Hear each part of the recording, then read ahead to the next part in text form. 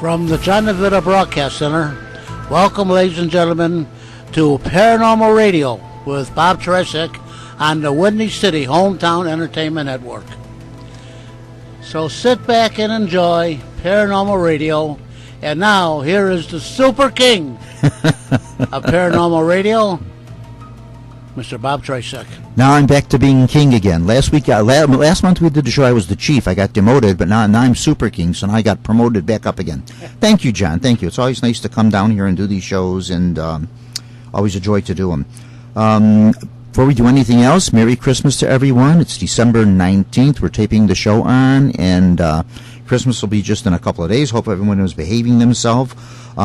Today we're changing the format a little bit. We had two gentlemen lined up to do the show, and one was busy, which we could understand because it's a few days before Christmas, couldn't make the show, and then the other, that was Dominic Pazzi, who was on last month. He had other things going on. He couldn't come tonight. And then Ron Powell, Mr. Ron Powell, called me yesterday morning and said he would be unable to do the show today because he was ill. He was sick. He wasn't feeling well, and I says, don't worry about it. You take your time. I can completely understand. I was just sick for a couple of weeks myself, and I had to cancel the one Paracon, the Krampus Fest with Jack Chavez. I felt really bad about having to cancel that out. So I says, I can understand. I had two things I had to cancel, and one was my vacation I had to cancel. So I can fully understand. So just get well, Ron. Take care of yourself. You got a few days. Get well for the holidays. And then later on, you can come back anytime you'd like. We can always do the show anytime. So tonight we'll kind of do a solo act. It'll be Mr. Leyland Pearson, who's co-hosting the show, and then myself will be on here, and we'll be talking, and that'll be it. I don't even like to say co-host. I just should say he's hosting the show with me. That's it, yeah. Because when you say co-host, it's like, when you say someone's a co-host, it sort of gives yourself, like, precedence. Like, you're the host, they're the co-host. Like, they're secondary. But he's really not. We're kind of equal on this show, so. Like to thank the folks over at Midnight Terror. Oh, did I have a blast there last night. I went through their haunt for Christmas, and, oh, that was a great, they put on a really fantastic show. I've been with them for about 7 years, working with them. I do palm readings over there with them. And once in a while, in the 7 years, I've never actually gone through the haunt.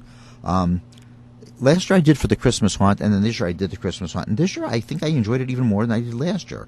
Went through that, and it was just a great time. They put on such a good show. They're so great with that. And I was surprised to see a lot of kids there this year, too. Well, not a whole lot, but there were some kids going through it.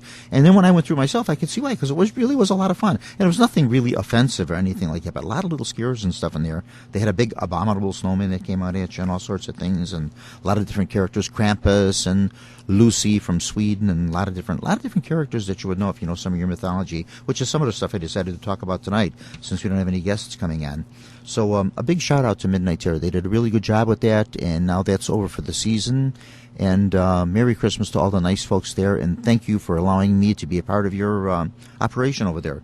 Thanks to Mr. Colin Dunlap, too, because actually, in a sense, I sort of work for Midnight Terror, and I sort of work for Colin with the Midway, so we're kind of going that way with that. So thank you, everyone, and have a wonderful Christmas. In case there's anybody over there I didn't get to see last night, and wish Merry Christmas, too. Okay, I'll cover that. Mr. Leyland Pearson, say something, Leyland. Say hi. Hey, how's it going? Happy Christmas. Yes, Happy Christmas. Yeah, Hanukkah. Hanukkah started last night. Festival of Lights. Last night was the first night of Hanukkah. Yeah, that started now, too, so we kind of have the two holidays sort of overlapping here. What I'm going to talk about tonight is I'm going to do a couple of things. I always do on Christmas. I do the story of the Christmas tree ship, which I'll do that. And then I just wanted to talk about some of the more stranger customs, some of the more stranger characters, that we have at Christmas time that are come to us from Europe, which a lot of people don't know about. Now, kids here in America, we have it kind of easy for Christmas. We got it good, as kids. If you misbehave here at Christmas time, you weren't good, Santa doesn't bring you a toy, or you may get, the worst you'll get is maybe you'll get coal left to you, and that's about it. But now, when you're in Europe, with some of these characters they have, you get beaten with birch rods, you have your chest cavity cut open and your insides removed and stuffed with sawdust. You get eaten by the Yule cat. I mean, you have a lot of things that happen to you. You get put in a basket and taken to hell and all these strange things. So, yikes, they got it tough over there when they misbehave. So, the kids in Europe probably behave, and particularly what I'm talking about now is like the Austria, Germany area, the Alp region, Bavaria, Tyrolean Alps, those type of things. They really believe in this stuff. First one I want to talk about, of course, is the main guy. That's Krampus. In case you're not familiar with Krampus, Krampus is kind of a neat character. He's sort of a companion to St. Nicholas. Now, there, like we have Santa Claus, which in actuality things all kind of tied one into the other and evolved over each other. And Leland, anytime you want, jump in on any of this stuff. St. Nicholas and Krampus kind of accompany each other. St. Nicholas, of course, rewards children on St. Nicholas Day, December 6th. If you've been good, you behaved, he leaves you small treats and small prizes and little toys and candy and nuts and fruits and things like that. But Krampus is a different story. Now, if you haven't been behaving, look out for Krampus. Krampus night is December 5th. He comes before St. Nick gets there on the 6th. He sounds himself coming by chains, rattling of change and bells that he has. He comes to the house, knocks on the door, comes in, and if the children have misbehaved, they get beaten with the birch rod sticks which he carries in his hand. Also, too, he has a basket strapped to his back where he takes children that have been bad. He puts them in the basket, and then in some versions of the story, he carries them with him to hell. Sometimes he cooks them and eats them, and then on some occasions he enslaves them for a year. What happens after the year, I don't know. For like a year, he will enslave them. Krampus looks very strange. He has a goat body. He's cloven-hoofed. He has claws for hands. That's where he gets his name from, because in German, Krampen means claw. So Krampus, claws that way. Horns, goat horns, fangs he has, a tongue sticking out of his mouth. His body's covered in fur. He's not a pretty sight to see. He's not a real nice thing to see. And when he comes around, you know what? In some houses in the regions I mentioned, what they do is they'll hang a bunch of birch sticks on the wall. And they mount them on the wall somewhere in the house just to remind children that's what you're going to get if you don't behave. So they do that. So Krampus, though, what do you think? It's become pretty popular in America. It has now. Yes, it has, Leland. Thanks for bringing that up. It has now because of movies. There have been a few Krampus movies. The first one that came out was in 1985, and then there have been a few since. Now, I looked up about 7 different Krampus films, and most of them seem to have been never theatrically released. They just went right to video or right to TV. But nonetheless, he seems to be having a cult now. And now we're starting to have Krampus fests and things too, just like they've done in Europe since the beginning of time. Although for a while in Europe, they kind of banned Krampus. The church in particular, the Catholic Church, I should say in particular, tried to ban Krampus because it's so closely connected to Satanism. And I'm talking about Satanism too, because there was a neat article in the paper over the weekend about that too. We'll get to that in a minute too. So we got things to talk about here. And, so Krampus actually tried to ban him because they just don't like that connection of St. Nicholas and Krampus and, Christmas being the birth of Christ and a religious holiday, and then you have this sinister character involved with it. They were unsuccessful with that. People still like having their Krampus. And also, too, during the World War II years, you could get arrested. If someone dressed up like Krampus, they could actually arrest them and put them in jail. Yeah. They do have these Krampus fests now where they have all these young men that parade and dress up like Krampus, and they'll try to scare people in the crowd and knock on doors and try to scare people. Sometimes it gets out of hand because some people get hit and then they go and they attack the Krampuses, and then they get the police out and it gets a little hectic. It's kind of crazy. But they still love doing this. So it's a big thing over in that part of the neck of the woods in the world. Bell's Nickel is another one that's a strange character, although not quite so severe as Krampus is. Bell's Nickel wears tattered clothing, old patched and tattered clothing, old furs that are kind of raggedy furs and that kind of thing like that. He comes door to door Christmas time with a bag of candy and a bunch of switches in the other hand. And what he'll do is he'll knock on the door and he asks to see the children in the house, and children come, and then he asks them a question. Sometimes they have to recite a little poem. Sometimes it's a verse from the Bible. Sometimes they have to sing a small song. And if they do everything right, and it shows that they've done their homework, they know what they're talking about, and then he rewards them. You get a treat. Now, if they don't do it, you get beaten with the birch switches. So you get it one way or the other. Then what he'll do, too, is he'll take the candy, and in some cases he takes the candy and throws it around on the floor in the house. And children can scramble for the candy. And he watches which children are the greedy children and which children are being nice. And just kind of taking only so much. And if you're greedy, there again you get hit. So, yeah. Pardon me there. The Yule Cat. Scandinavian origin. Kind of a neat thing there. A big, huge black cat. Very sinister cat. More of a Halloween thing than a Christmas thing. But he's called the Yule Cat. They have a name for him. I couldn't pronounce the name. I'm just calling him the Yule Cat because that's what they called him too. He actually does is he looks for children that are not wearing new clothing. I believe this is from the Nova Scotia area. I believe that's where he's originated up in that area. And if you don't wear new clothing, that shows that, you didn't work hard during the year, you were unable to save money, or you were unable to be rewarded by wearing something new for Christmas. So then what he'll do is he actually takes you and eats you and devours you because you're a lazy, slovenly child, and you haven't done that. Now, you don't have to wear everything new. You don't have to have like a whole new wardrobe, but at least if you have some articles of new clothing, like maybe a new hat, girls maybe wore an apron, or you had some new socks or something, then at least you had something new, and it showed that you made the effort at least. But he kind of looked out for that, because by not having new clothing to wear for Christmas was sort of a taboo thing for them, and it showed that you were lazy and didn't work hard, and you were unable to be rewarded with some new things to wear. That's why you should be grateful if you get socks this year from your mom. Yep. Yeah, socks and a necktie and those kind of things. If you get clothing items, yep. Dads all get neckties. Hans Trapp. Hans Trapp, kind of a neat character. Neat one, Hans Trapp. Different thing. Hans Trapp actually evolved into a well-known character that we have kind of all over the world, but I think he's more known in North America. Hans Trapp's story was he was a very wealthy aristocrat. We're going back to the Middle Ages here now. A very wealthy man, tremendous wealth, owned a lot of land, owned a lot of territory, owned just about everything, but very greedy and very not liked, and just not a nice person. And he came to bat with the church, with the Catholic Church, over a certain castle. The church wanted the property and wanted the castle, and they wanted it for a monastery and for an abbey, but he wanted it. So he went to court over this, and he battled with the church, and of course, well, who do you think won? The church won out. The church got the castle for the abbey. He lost out. So he says, okay, you won the battle, but you're going to lose the war. I own all the land around the castle, so I'm going to block everything else. You won't have access to my land. You won't have water. So I'll block the river, I'll block the water, you won't have access to water. So he just was not a nice person. And then what he did is he liked to kind of hang out in the forests. He liked to do that, and he liked to terrorize people going through the forest. First it started out like he didn't want people going through the forest because he owned the forest. But then he actually started terrorizing people, and he would often dress like a scarecrow to do this and frighten people. And then what happened was he actually killed a couple of children. Somehow or another, I don't exactly know how this happened, but somehow he murdered a couple of children, and God intervened with divine intervention, and a lightning storm occurred. Lightning struck him, and it actually turned him into a scarecrow permanently. So he hung out in the forest, became a permanent scarecrow, and went around and terrorized children, terrorized people that would go through the forest. And the saying was, you better watch out or Hans Trapp will come and get you.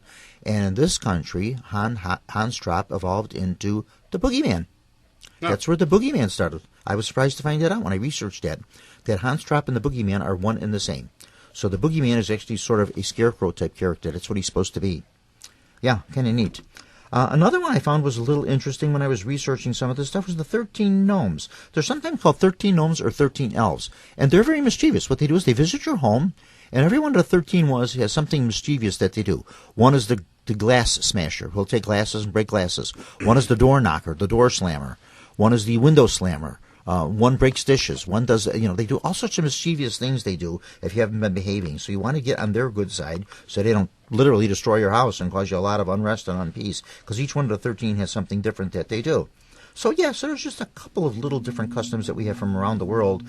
Most of this is stuff, like I say, in the Black Forest regions in Germany and in Bavaria and in the Alps in Austria and that type of stuff. Some of it even in Italy, too. In Italy, they have a witch, but she's a good witch, actually. She's La Befana. There is another witch that's kind of a bad witch, Frau Perchta. And that witch is sort of another one of these mean characters that will seek the people out. And what she does is she cuts you open if you've been misbehaving and takes your insides out, and cooks them and eats them, and then she stuffs your inside with sawdust. So yike. So that's what I say. Kids in North America on this side of the world, we have it pretty easy. Okay. I like to give this story every year when I do the Christmas show here at Paranormal Radio, and it's about the Christmas tree ship. It's actually a true story. And it's a Chicago story. It's a local story. And I like to do, John, what is all that noise? He's taking calls. Oh, is that what he's doing? Sure. John, what are you doing there? Are you taking phone calls? I keep hearing something go off over there. I keep hearing the root going on. Okay, well, there it is now. Whatever it was, it stopped. So anyway, what I'd like to do is tell the story of the Christmas tree ship. 1912 in Chicago, two brothers, August Schoenemann and Herman Schoenemann. Actually, August had died before this, but then Herman kind of took the enterprise over. He owned an old wooden four-masted wooden sailing ship called the Rose Simmons. Rose or Rouse, or however you'd like to pronounce it. It's Rouse. I've heard different pronunciations of it, and the last part of it is Simmons, so it's either the Rouse Simmons, Rose Simmons, however you'd like to say it. But actually, by 1912, this vessel was already pretty old, because it was an old wooden ship. It actually dated back to 1868. Sailing ship, but by now, of course, we had steam, we had other things powering vessels, gasoline engines, now we had in 1912. So Rose Simmons by then was already a pretty old ship, but nonetheless still serviceable. And it exchanged many different hands over the years. The ship actually dated back to, I think, 1868, and then somehow or another Herman Schunemann got into possession of it. And it was used as a lumbering ship for many, many years on the Great Lakes, like going across from Chicago to Michigan, getting lumber, load the decks with the lumber, load with the cargo, come across to Chicago, and then use it for construction in Chicago. But Herman Schunemann did something different. Would use it as a Christmas tree ship. Every year he would take it. He'd sail the ship from Clark Street in Chicago, Clark Street Bridge in Chicago, go across Lake Michigan to, I think it was Manitowoc, Michigan, and stay there with his crew. I think 6 or 8 men he had with him, and they would stay there, cut trees, Christmas trees, load the ship up, load the decks up with the trees and stuff, and then come back, sell them back to the Clark Street Bridge, and right there just sell his trees right directly to the public. Apparently his prices were low enough. He wanted everyone to be able to afford a Christmas tree, and he was very well loved and very much beloved sea captain, or lake captain, I should say, because he donated some trees. He donated things to orphanages. He donated them to churches. He gave everybody fair prices. If he couldn't afford the price or something, he'd knock it down for you. He wanted everybody to have a tree, and his Christmas tree was a big celebration. Every time the Christmas tree ship sailed into town and docked there, they'd have a band playing. People would come. He actually sold some food on the ship. They had like a little concession. They would sell some food and probably hot chocolate and things like that. And so it was kind of a nice celebration and a good thing. He had the ship lit with electric lights, colored lights for Christmas and that. So it was kind of nice. So every year this went on for a number of years. 1912 seems to have been a bad year, though, for shipping. Of course, we had the Titanic disaster in 1912, and 1912 on Lake Michigan and on the Great Lakes was very stormy for the autumn. The autumn of that year was particularly stormy. Normally, you don't get those kind of storms until winter, when winter rolled around, but they started early that year. So November 20, well, a little bit before that, in November, he decided to, take his ship, sail it across, do the run for the Christmas trees, and then come back on November 22nd and then start selling the trees, for the week of Thanksgiving and through the Christmas season. But what actually happened was they stayed there, they loaded the ship up, and they took an unusually heavy cargo, which was not a good thing for them to do. And en route back, coming back to Chicago, they had a bad winter storm. Ice storm, snowstorm, and what actually happened from the cargo all being, so much of the trees being lashed to the decks of the ship and everything, got weighted down with the ice and with the snow and everything, and actually started pushing the ship down and down and down into the water and sinking the ship. They actually tried cutting some of them off to try to lighten the load and everything, but it was already too late. That didn't happen. To make matters worse, the storm was so intense that their lifeboat got lost. So now they themselves had no way to leave the ship unless you just jumped into the freezing waters, and most certainly that you'd perish from doing that. They did get spotted by a lighthouse that was somewhere on the shores there, and they spotted them. They could see the ship was having trouble. The sails were getting kind of torn. They were having a hardship there. They did try sending out a small gasoline-powered boat to come out and rescue them, but the storm proved to be too much for that vessel. They had to turn around and come back, so there was nothing they could do. They just had to either sail the storm out and hope for the best, and unfortunately the best did not happen. The captain himself, Herman Schunemann, left a note in a bottle type thing and put on it, all hope is lost, boat is gone, no way of leaving ship, God help us all, and that was the end of it. He sent it, and about 2 weeks later, it washed up on shore, and then he knew it came from the Christmas tree ship. So what happened was the ship wound up going down, and the crew was lost, including the captain. None of them were ever found. Bodies were never retrieved, so that was the end of that. The tradition of the Christmas tree ship did go on, though. Herman Schunnemann's wife, Barbara, she continued it. She continued her husband's work up until her death in 1933. She continued doing it. And occasionally over the years, some trees would bob to the surface from the Christmas tree ship, which now, of course, was far below at the bottom of Lake Michigan. And, of course, some of the lashings that the trees were tied down would break loose, rot, from the water and that kind of thing, and they'd break loose, wash up, and then they'd wash ashore. And this started spawning tales of ghostly things. Ghostly Christmas trees are turning up on the shore, or something's going on. And actually, they were coming from the Christmas tree ship. Now what they do is they still occasionally do come up, and what they do when they get them that wash up the shore from the Christmas tree ship, because there are still a lot of trees down there with the vessel, it actually has been found. In 1971, it was found in 162 feet deep water. They actually found the wreck of the Rose Simmons with a lot of the trees still lashed onto the decks of the ship. But occasionally when they do come up and wash ashore, they go over to the Michigan side for whatever reason, probably because it's closer that way, and they will take the trees and cut them and carve them into ornaments and do things with them, and then they sell them. They're relics from the Christmas tree ship. So it's kind of nice that it's sort of continuing on. But it did spawn some ghostly tales there at first, like these mysterious trees were coming up from the bottom of the lake and washing to the shore. Also, it's been said that on Christmas Eve, if you're out in the vicinity of Lake Michigan and you happen to be looking out somewhere in the vicinity of the Clark's Bridge and gazing out over the lake, that if conditions are just right in the atmosphere and things are just right, and if you happen to be the right person, they say you can catch a glimpse of an old wooden four-masted sailing vessel rumored to be the Rose Simmons, trying to make its ghostly way back for that one last trip, to the Clark Street Bridge there, which it never made. So, yeah, we do have a little bit of tales of that. Not too far from where we do this show, where we do this radio show, just about 6 blocks down from where we're at now, over in the Acacia Cemetery. That is where the gravestone is, where Herman Sherman, well, he's not there because his body was never found, but his wife Barbara's name is on the stone with the date 1933, and of course his name is on there 1912, but his body is not buried there, his wife is, but the names are both on the stone, and there's a little Christmas tree on the stone. And it's also been rumored that if you're by that gravestone, there again, when conditions in the atmosphere and things are just right, and if you happen to be the right person and sort of in tune with the paranormal, that you can get the scent of pine and of Christmas trees. And it's sort of like a little ghostly feeling there, like a little gift from the Christmas tree captain. So there we have that, folks. Just a little story of the Christmas tree ship. So, yeah, it's a Chicago story. It's a true story. They still do carry on the tradition of the Christmas tree ship, although now it's not done with a wooden sailing vessel. Now they have, much more modern vessels that bring the trees in and that. So, Christmas tree ship is something that they still do. Now, I wonder, so I work at Navy Pier. Mm-hmm. And, oh, you work at Navy Pier? Yeah, it's one of the places I got to go, and scared you. John DeVita just snuck up behind Leland and gave him a so scare. Quiet with those slippers on. He thought it was Marley's ghost. But there's one of the boats there. One of the shoreline ships has a Christmas tree on the front of the boat. Yeah. I wonder if that's one of the Christmas trees, or is that just the one that a tradition that boats It's do? like a big Coast Guard ship.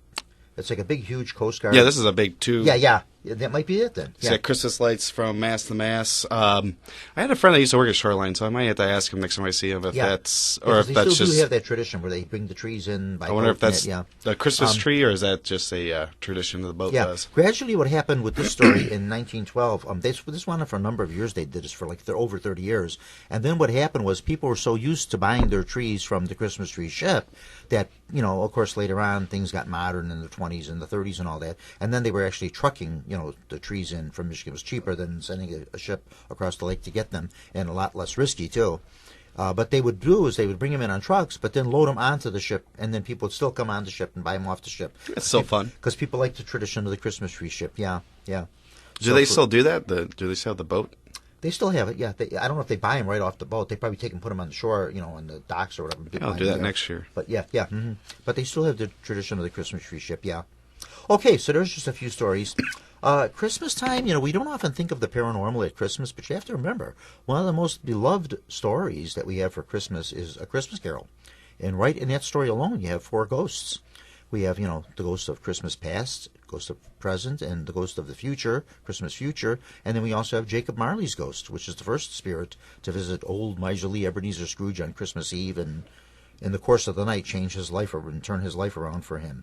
So, yeah, that's one of the more beloved stories, and right there it's a ghost story. In Europe, ghost stories at Christmas are much more popular than they are here in the States. Here in the States, we sort of cheer the holiday up quite a bit in that. We do that. And then, of course, the religious aspect to the holiday, too, which is going to bring me to the next subject I have. I don't know, did you happen to see this article in the paper? No. This is an article that we have. I found this in the Chicago Tribune, and this was in on, Wednesday, December 14th. And what it's about an article about religious freedom, and the Satanic Temple decided to go to the state capitol here in Illinois, and there's a menorah there for Hanukkah, for the Celebration Festival of Lights for the Hanukkah, which we just, he mentioned earlier that Hanukkah is now, yesterday was the first day of Hanukkah. And, of course, there is a nativity set there, of course, for, Christmas, the birth of Christ, which is what it's all about. And then there's a Christmas tree there. And so then they decided, well, we're entitled to have a holiday decoration there too for our church, for their Satanic Temple and for the Church of Satan. And they do. They went there and they put a decoration out. It's a pretty lengthy article. I was surprised about that. And it's perfectly fine. They are. I just found it a little odd that the Satanic Temple is recognized by the state of Illinois as a faith. They're actually recognized as a religion, but spiritualism is not. That doesn't surprise me. Yeah, the spiritist religion is not recognized. I feel like the Church of the Satanic Temple is a little bit more organized than spiritualism. Well, it doesn't have that many members. I was surprised. I really don't know anything about it, and I don't want to in any way come off what I'm doing this about as anything offensive, and I'm not against it, not at all. I do know some people that are Satanists, and they're nice people. They're nice, but they're not bad people. So I mean, it's not like they're out there killing babies and eating babies and doing animal sacrifices or anything of that nature like that. But this is their something they believe. It's sort of a what I can make from it, and I'm sure I'll get message on this if I'm saying the wrong thing. But what I can make is it's sort of like it's sort of like an alternative to conventional religion, like organized religion, that type of thing. It's sort of something alternative to it. I'll read some of the article here about it.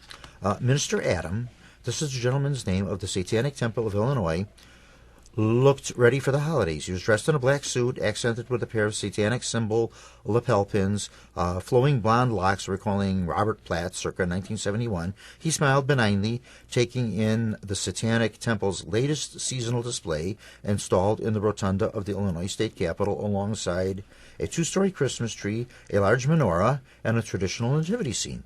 He launched to an invocation for his assembled flock, recalling foundational beliefs. Let us stand now unbowed and unfettered by the arcane doctrines born of fearful minds. Let us demand that individuals be judged for their concrete actions and not their fealty. I don't know what that word means. It might be a typographical error. It might have been faulty, but it's spelled Fealty, not their fealty or fealty to arbitrary social norms. Let us stand firm against any and all arbitrary authority that threatens personal sovereignty. And then once he finished, he added, Hail Satan. And then Hail Satan came the reply. Let me flip the page here. Loud in the silent marble halls. A moment later, with strange timing, it says strange timing, 2 tourists wandered over to where they were at and asked if this was a group that they were meeting with. And then the Capitol staffer leaned in kind of close to them, whispered something to them, and they were kind of surprised. They said, oh, okay, sort of like they were intruding on some sort of a religious ceremony. And they just sort of left, and that was it. Their eyes were a little wide by that, indicating they were somewhat surprised by, a satanic symbol being placed in the Capitol Rotunda. It's the season for understanding, and who could use it more the holiday season? The Satanists of Illinois. So there it is. It's about just understanding other people's religion and keep an open mind about things. And there are people that believe something different than you believe, and and just have a respect for everyone's faith and everyone's religion, which is a good way to do, a good way to believe. For the 4th time since 2018, the Satanic Temple of Illinois, it's a statewide chapter. They have about 100 members, so they're not really all that big of an organization. If you're statewide, if they have 100 members, it's not really a large religious organization. But nonetheless, the organization is recognized by the state. They have about 100 members, part of a religion boasting about 500,000 followers internationally. So internationally, they have 500,000 followers, but statewide, there's about 100 members. So even when you figure for the whole world, 500,000 followers isn't really all that much. Now, there might be more, but that's, who knows? Maybe, I don't know how they count or do the count on it, where they get the figures from. They were in Springfield on an early disturbing morning, not to worship a devil or perform a ritual sacrifice. Odd as it sounds, the Satanic Temple does not recognize a biblical Satan. It is a self-described, non-theistic group dedicated to the pursuit of religious plurality, free thought, and pushing back against any form of conformist doctrines, which I could understand. Any organized religion or organization, Roman Catholicism, Episcopalian, Baptist, Judaism, anything organized like, it's sort of an alternative to that in something different. And then the gentleman, this Mr. Adam, goes on to say, it's not like we're out here eating babies in the state capitol, Rotunda, a temple member said. It says, the holiday ceremony, for instance, did not include any goat sacrifices. No one condemned the nation to hellfire. The message was religious diversity. That's basically what they're saying. Most of the congregation attended from about 20 temple members. There were about, so if you figure out of 100 members statewide, 20 members showed up for this. That's a pretty good number. That's like a quarter of their people that showed up for this little ceremony that they had there. And it says they were all dressed in shimmery blacks and deep cranberry reds. One member wore a leather trench coat with a wide fedora topped with one red feather and spoke with the kind of chipper, hyper-eloquent, nerdy self-confidence common to I don't even know what this word means. Do you know what this is? Autodidacts? Autodidacts? You know what that is? No. I have no idea. I never heard that word before in my life. But it says it's common to autodidact fans of the progressive rock band Rush and Mark Zuckerberg. Wait. Satanists come off... Satanic... Wait, Satanists like the band's Rush, and then Mark Zuckerberg, the owner of Facebook? Yeah. Okay. That's what it says. Sure. Yeah.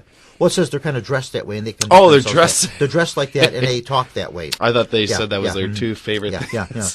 It says they're like fanboys of education more than fans of Satan. And it says most temple members also did not want to reveal their full names. They use a satanic pseudonym for Satanism, as Satanists prefer, for what they say are safety and professional reasons.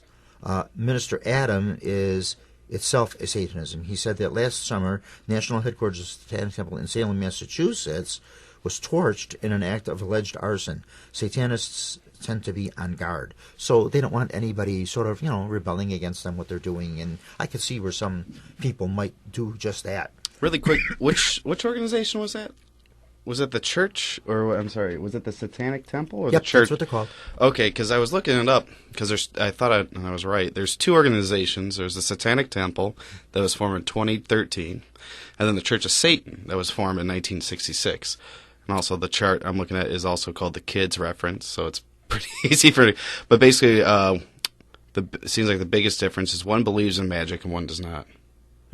One is also a tax-exempt church, which is this one. They're tax-exempt. Where the Church of Satan is not, but also the Church of Satan is the one that you think of Anthony LaVey. Yeah. That's him. And then this one is Vast Literary Canon. Oh, wait, no, that's the text, sorry.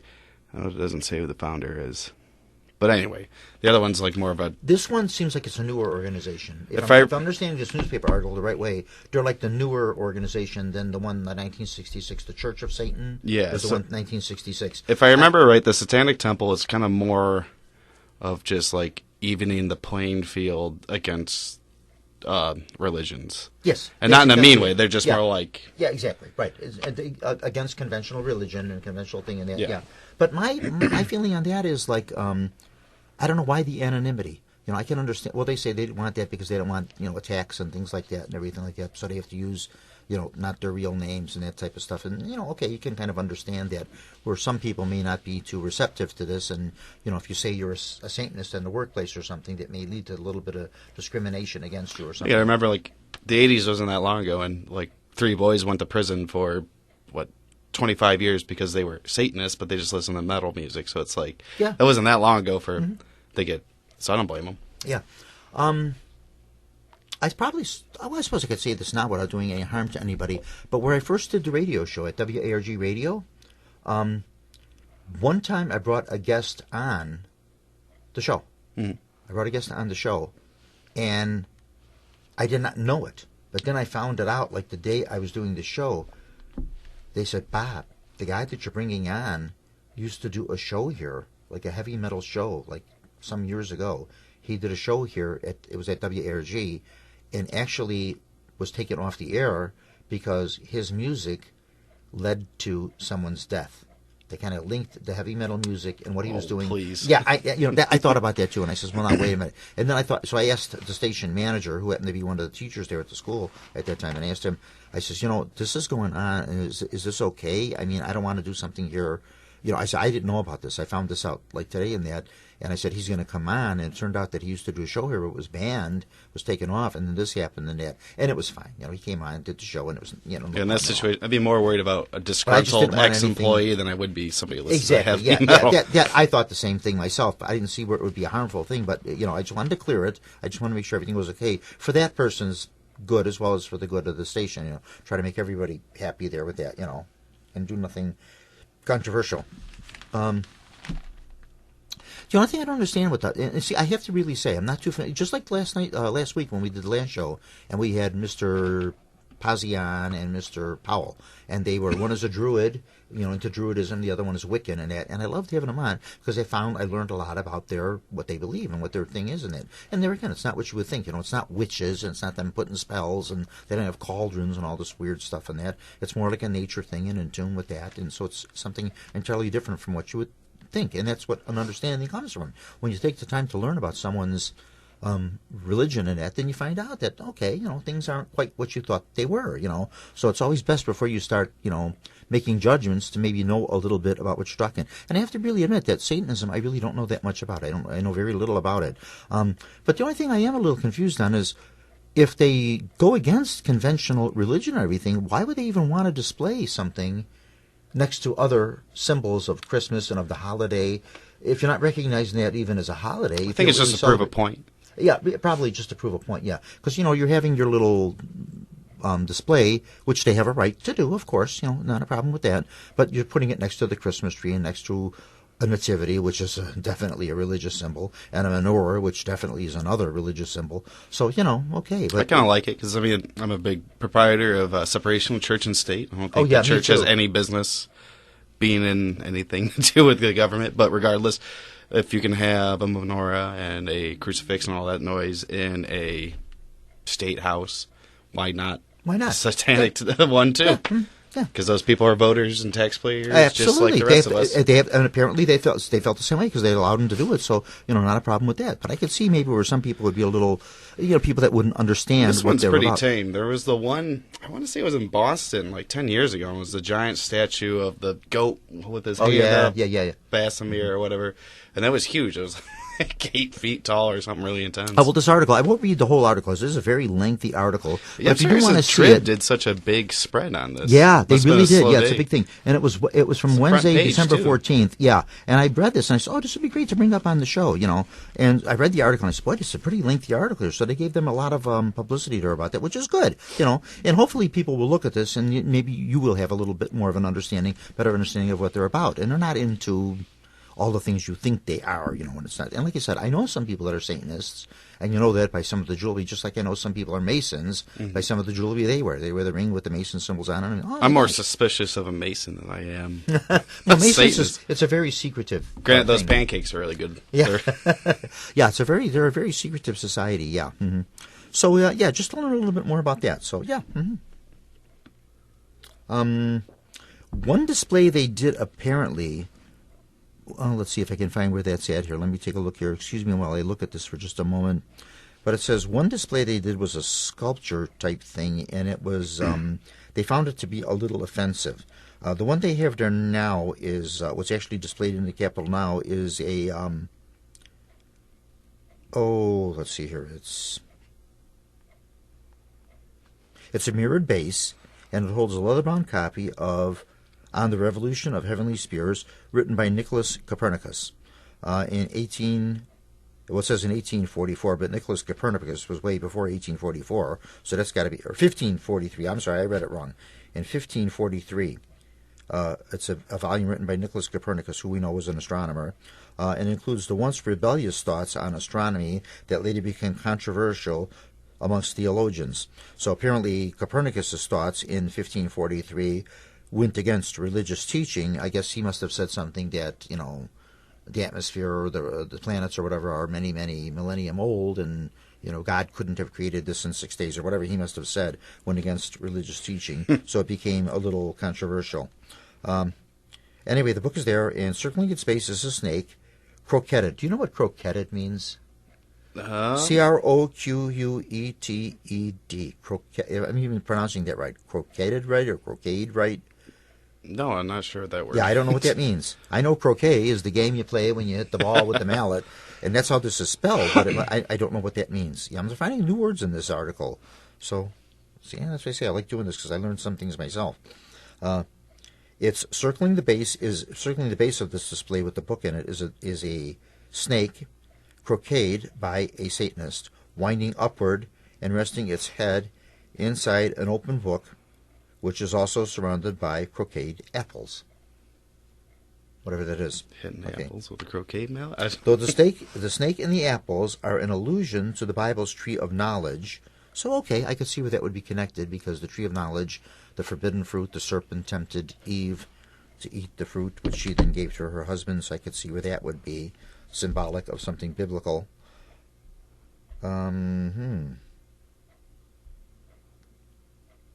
Okay. It's more of a postmodernist sculpture than a religious iconography. That's how they're saying that this is. So it's more like a sculpture. It's sort of a nice thing to look at for sort of aesthetic, and more pleasing to the eye than like a religious symbol. It wouldn't be readily recognized as a religious symbol like a crucifix would be. This is it right here, right? Something of that nature. Yeah, this is what the thing is. They do show a picture of it. So it looks almost like a mod sculpture. Yeah. With apples in a book. Yeah, it's the open book, the book they're talking about with Copernicus.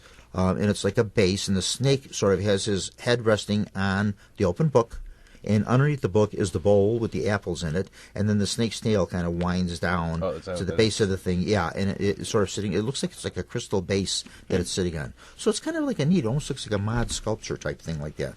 So yeah, so rather interesting. So yeah, I have the Satanic Temple's mission statement pulled up. Okay. Just because the mission of the Satanic Temple is to encourage the benevolence and the empathy, reject tyranny, authority, advocate practical and common sense, oppose injustice, and undertake noble pursuits. And then they have like there are 7 fundamental tenets, in which if you would read them, they just seem, you'd be in any religion, basically. Don't be a jerk, be nice. The 7 commandments of the Satanic Temple. Okay. It's all stuff like your body, one body's in subject to your own will, so you're responsible for your own actions. You're responsible for your own actions, which makes sense. Okay. Just normal stuff like that. Don't be a jerk. Leave other people alone. It doesn't say don't be a jerk. No, yeah, that's your words. I'm sure they would agree. So basically, they're good teachings. They're good, sound teachings, and do unto others, you would have them do unto you, and so. Sounds like if you just don't like other religions, this is just an alternative, yeah, something different. So yeah, okay. Well, so the other one that people think with the guy with the double peak, that's the more authoritarian one. From the sounds of it, they're a little bit more rough and quote unquote scary.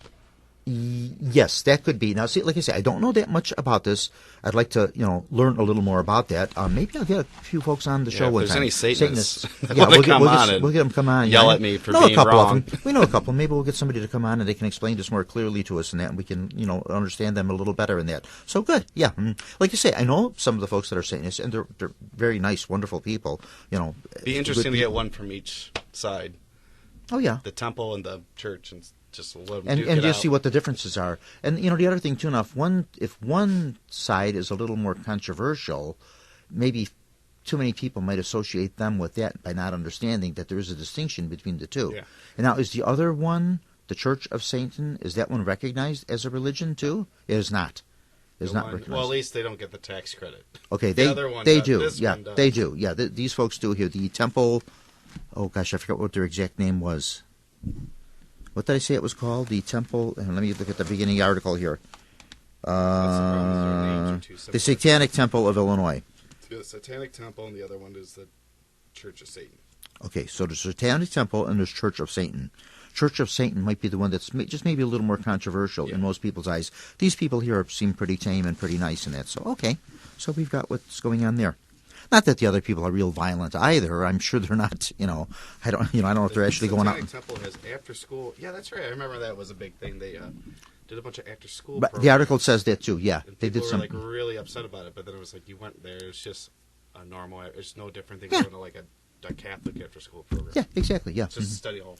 The only thing if they were doing this in a public school though.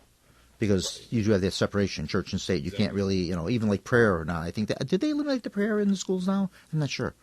Because I remember when we were kids, we used to say a little prayer in school. We used to say the preamble, I think, to the Constitution. or something we used to recite, I remember, and then we used to say some sort of a little prayer, and that was it, you know. When I was in public school, there was no prayer that I remember. I don't think anybody was that religious to pray in school, or at least I didn't. Well, when I went to Catholic school, you did. Yeah, I did go to a Baptist school for 2 years when I was a little dude, and there was almost too much prayer. I remember it was like school, lunch, chapel, school. We're not even Baptist either, so it's a very strange experience. Well, one thing I do like about the Protestant churches, which the Baptist church would be a Protestant church, is that they do study the Bible. There's a lot of Bible study. Yeah, growing up Catholic, you didn't study the Bible. Yeah, growing up, Bible study was just something we didn't get a lot of. We got very little of. And I can remember as a kid, we would have catechism, and if you asked the nun a question, nuns all were instructed all this, and if you asked a question, well, it was either something they didn't want to tell you or something they didn't understand themselves. They would just say, "Oh, sit down and be quiet," and that was the answer to the question. So I wasn't too thrilled with that. I didn't like that because, well, part of the reason too is I guess once people start studying the Bible, they end up leaving the Catholic Church because you see everything in there that sort of contradicts teaching. So it's religion can be kind of a mixed up thing. I don't want to sound anti any religion or anything. I can just tell you what I experienced myself. But you're entitled to that. Yeah, but any hoot, it just is something different. Maybe neat you're article. looking to go into the Satanic Temple. Hmm? Maybe that could be your next endeavor. To go and just see what it's about. Yeah. Hmm. There was no membership fee, I don't think, where the other one. No. Now I don't know if they actually have like an organized religious service, like a Saturday service or Sunday service or something of that nature. I don't know about service, but it does say that they do have places, local chapters, where the other one does not. Church of Satan does not have local chapters, or at least official ones. I assume the Church of Satan would be like somebody's basement. I was just thinking the same thing. It's probably in somebody's back room or somebody's basement or something of that nature like that. This Which, one, I'm sure, has there again, hall. nothing wrong with that too. You got to remember, in the early church, the early Christians did the same thing. Everything was undercover and hidden away in that. Well, that's fine and all. I'm just more comfortable going to a public place than some guy's basement. But many Protestant churches do literally Bible groups and stuff that meet in homes and that sort of stuff. And some of them also use that as a tax-exempt thing, too. Because if you have people come into your home and you have some sort of Bible study, you could say, well, now my house is a church. So now my home is exempt from tax because now I am a church. I have a study group. Taxes are going up. Yeah. Maybe I should start my own religion. Yeah. Start the Church of Leland. Ooh, I would attend. Yeah. Yeah. So kind of an interesting story. I thought that was kind of good. I certainly hope that what I said here, like I said, I really don't know all that much about it. So I hope whatever I said here or mentioned here wasn't, I'm taking basically what I said was just from the article that I read here. So I don't even know if this article is correct. Depends on who authored the article, what they wrote on there, and how controversial they put, or if they put. If we're wrong, attack the Trib, not us. We're just exactly. Yeah, but please, but correct me. I mean, if we're I'm just wrong about that, mispronouncing words here. Yeah. Some of the words I didn't understand. A lot of these words that were in there, so I never heard some of those. So. Like I say, it's always a learning process. So I like learning other things about people. And then, like you say, when you take the time to actually try and understand someone else, you find out that they're not such bad people either. They're just like everybody else. So that's all we ask, is that everybody be a little more understanding of each other. Don't be a jerk. Don't be a jerk. The Church of Leland. Don't be a jerk. That's the main thing. Yeah. Well, did it in an hour. Look at that. The show's supposed to last an hour. Again, Mr. Ron Powell and Mr. Dominic Pazzi, thank you so much, gentlemen, for doing such a great show last week. Ron, take care of yourself, get well, and you come back on anytime you'd like to. Thank you, folks, for listening to the show. You got 10 minutes yet. Oh, we got 10? Oh, I'm looking at the clock here. Yeah, I know something's wrong with the clock. Well, I'm about done. And I'm getting thirsty. I'm watching him drink water here, and I'm getting dry. I'm like, fighting this cough. I'm watching him drink. Leland's got I should have brought a bottle of water down with me. I'm watching him drink the water, and I feel like that guy on the desert. It's like, when the two groups are fighting, and the one group's got the water, and they're trying to get it. What are some plans for next year besides drinking lots of water? What we got planned? Anything? Oh, for the show? Yeah. Any ideas? We'd like to start taking callers. So I was looking into it.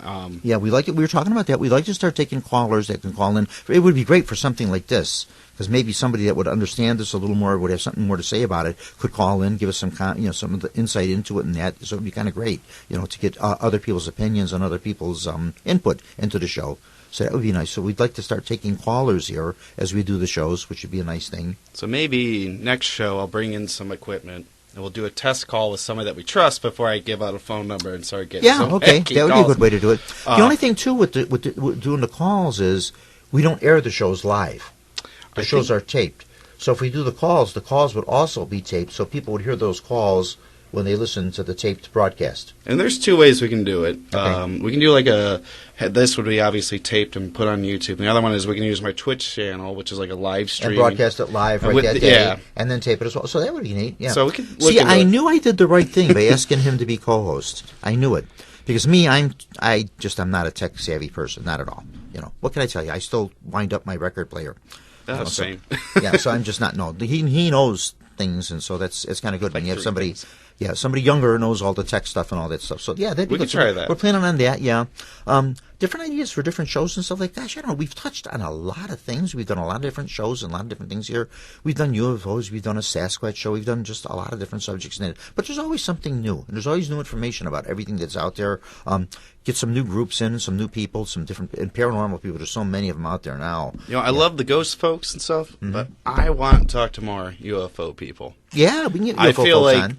Those folks are a little bit more quiet about it. Yeah, is what I've noticed personally. I've had UFO folks on here. Sam Moranto was on. He hasn't been here, but when I was doing the show at the other station at WARG, Sam came on there. When I invited Sam to come here, and he said, "No, Bob, I can't do it anymore," because he says you have too many stairs. Because we did back over there at the other, but we had a long staircase to climb up to get to the studio. But I said, "No, Sam, it's different now. We just have like a couple of stairs down." Quite honestly, now I wouldn't be able to do those stairs either. But no, Sam just I couldn't get him to come back on. But maybe Roger Lorella we can get back on with UFOs because he's part of MUFON. Oh, really? Jack Chavez I know is into UFOs and stuff. Is MUFON still in Evanston? They were based in Chicago, moved to Evanston. They were. Now, last I heard, it's been a while. I saw Sam at one of the events over the summer and that, but we didn't talk too much about that. But I remember they were having trouble finding a meeting place. Like they had a meeting, they were trying to look for a place like to meet, and they were having kind of trouble finding a location to do that because some people wanted them to do it and some people didn't want to do it, like anything, that kind of stuff like that, And they were just having trouble to meet, but I don't know if they finally found something like that. And just like how big MUFON is, I don't know if it's growing or if it's sort of just like the same number of members that are in it. And you always hear about it. I see it in shows and movies and radio, but I've never really seen anything in person. Yeah. I just know it's been around for a long time. Oh, UFOs? Oh, well, MUFON at least. Oh, MUFON's been around a while. Since, yeah, 70s I was going to say UFOs have been around probably since the beginning of time. Right. But my feeling on UFOs is that now why people maybe see things they can't explain more frequently is because now UFOs can maybe go a little more undercover. You got to remember that maybe 100 years ago people weren't flying. Right. There wasn't a lot of things up there in the air. So if something came sailing across the sky, that would have been something that people would have noticed. Right. Because nobody flew. But now we have so much air things going on up there, it could easily be mistaken for something else. Yeah. So maybe now they feel a little more undercover. Everybody and their grandma's got a drone now, too. So yeah. See, there's a lot of things up there flying around. Yeah. Yeah.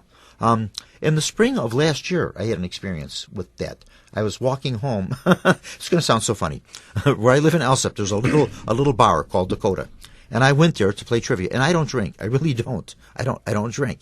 So I had soda, which is normal for me because I don't drink. Occasionally I may have a drink, but I don't because there's certain medication and things I take, and I get strange reactions if I have any alcohol with that. So I don't do it. And it's not that it's a real loss because I never was a drinker anyway. But I was at the bar and doing trivia and that, and then coming home about 9 o'clock, and then I'm walking home and coming past some apartments to go to the apartment complex where I live. Gentleman's across the street and says, hey, look at that. Do you see what's going on up there? You see what's going on? And I know he was talking to me. I says, oh, you're talking to me? He says, yeah. He says, take a look. Don't you see what's going on up there in the sky? And, of course, I looked up, and I don't see anything. I see the sky, and I see the stars, and that's it. And he said, didn't you see that? I says, no, I don't. And he says, well, geez, I'm sorry I bothered you. He says, I don't want you to think I'm crazy. I said, no. I says, you're actually kind of talking to the right person here. I said, what did you see? And he says, well, there were these like cylinders, they're like long strips, and they were going across, and they're all like spaced evenly apart, and they're going in a row. And he said, oh my gosh, there they are again, look up. Sure enough, I looked up, and in between the trees, there they were. And him and I both stood there. We watched them for about 5-6 minutes, and there had to be 50 or 60 of these. I didn't count, but there were many of them. They kept going and kept going and kept going, and they were like long, straight, like beams of light. They were spaced evenly apart, between one to the other. So it couldn't have been like flying aircraft or anything, because aircraft couldn't fly that close to each other that way. And they seemed to come from nowhere, and they went to nowhere. They just sort of were there and coming out, and then they went, when they faded away, they just went into nothing. I said, oh my gosh, what the heck was that? He says, I don't know, I never seen anything like that. And of course he tried taping it on, I don't have a phone, he tried taping it on his phone, and of course nothing came out. He tried to do it, and we talked for a little while. We stood there, we just we were trying to figure out what this was. We didn't know. We introduced each other. He said, oh yeah, I see you walking here all the time. And then I said, oh, yeah, I live right over there. He said, yeah, this is my house here, and that kind of thing. So we introduced ourselves.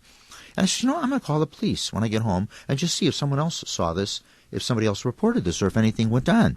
And so I got home, I called the police, and this was probably just one of the stranger calls the police got, and I explained to them. I said, I just got out of the bar, and I says, I know already what you're thinking. I started laughing. I says, I know already what you're going to be thinking. But I said, I'm walking home, and I says, this was going on. I'm just wondering, did anyone else reporting seeing anything like this? She says, well, we will send some police officers out. I said, well, you really don't have to. They're gone. I said, I'm just calling to see if anything. But they did. They sent 2 police officers out, and I talked to them, and I showed them where we saw it and everything. I said, did you get any other reports about this or anything? And they said, no, they didn't. No one else reported. I said, well, okay, whatever it was, it was. But we both definitely saw something, and that's what we saw. That's what we experienced, and that was the end of it. Didn't think anything more about it. I didn't hear anything on the news about it or anything. And then maybe, 3 or 4 days later, I was walking by there again, and he came out and he stopped me, and he says, you know what it was? They're trying to say that was signals from Tesla that were going up from Florida, coming from Florida, some kind of signals going through. And I says, is that what you think it was? And he says, no, I don't know what it was. I really don't know either. And he says, as it turned out, there were other people that did report that they saw it. Maybe they didn't write that night, but he said other people did report it, that they saw that, and no one else got an explanation for it either. So it's just exactly what it was. I don't know. So if it was a UFO, that was the first time I ever saw anything like that. So, yeah. Never seen one. It's definitely on my list of things I want to see, but I guess pretty much everything in the paranormal I have never seen. So I have to add it to the list, whether it be a tube or a disc or whatever. I don't know how Tesla doing anything, SpaceX or. I don't know. Like I said, I'm not a tech person. I really don't know about those things, and I don't know about all the technology and what's going on up there now and that. But I know what I saw, and I did see that. And quite honestly, I wouldn't unless he pointed it out to me.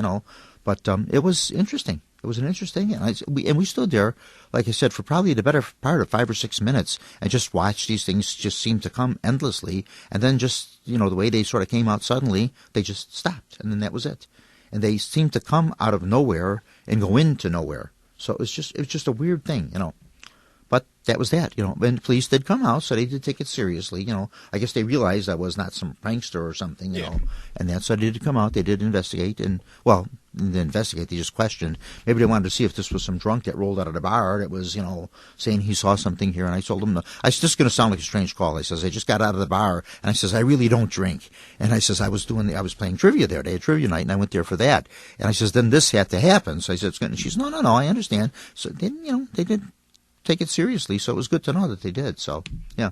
So, did I start touching on UFOs for you? Yeah. Okay, good. Let's get some more folks. Yeah. So we'll do that. Next year we'll start doing UFOs. We'll start doing that, and we'll go with that. We'll do some other things, too. And we'll do some other different tech things here, too. Try to get calls in, try to do that. Try to do the shows broadcast live as we're doing them, which would be kind of cool to do. Because, a lot of guests that come on, they have people that would like to listen to them when they do the show and that. And then I explain to them, in a couple of days it'll be posted on YouTube and that. And then I let them know. As soon as I find out it's posted, immediately I let them know that, the show is up and running, and I'll message it over to them so they can listen to the broadcast and hear how good they sounded and that. So, well, if anybody that's curious of listening live or watching live, I mean, we can do it. I think we can do it multi-platform. I'd have to look into it. But would it be better would you all be more interested in seeing it on Twitch TV? Like online on Twitch or Facebook or something like that? What platform do you think would work best for you, the listener, to check out? Oh, I don't know. What do you think people watch more? Do people do Facebook more? Do people do, what's the other thing? Twitch. I don't know. I don't even know what Twitch is. Twitch is just dedicated live streaming. A lot of video gamers game on there, some talk shows. What do you think? Would that be? So you obviously use it. I don't. Would you think more people do that than Facebook? We or can maybe do both at the same time. I'm not really. Yeah, I don't know.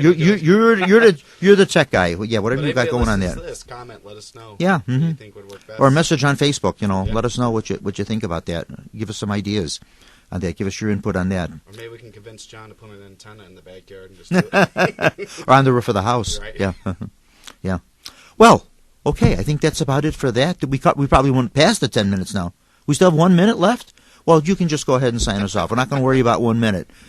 Okay, thank you, folks, for listening to the show here. It's always a joy doing these. Thank you, Leland, for coming on the show, co-hosting. Of course. Great. I like your ideas and stuff like that. So, yeah, we're looking forward to the next year. We will not do any more shows this month. Everyone have a wonderful, wonderful holiday season, and we'll be back on in January with another new taping of Paranormal Radio. Thank you, folks, and everyone have a Merry Christmas.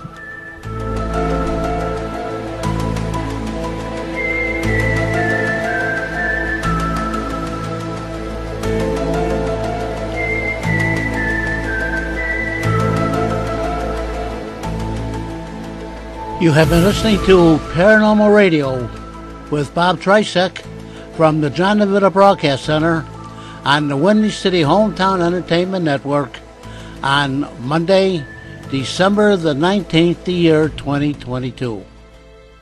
Paranormal Radio was directed by John DeVita, and the executive producer of Windy City Hometown Entertainment Network is Mr. John Seconda.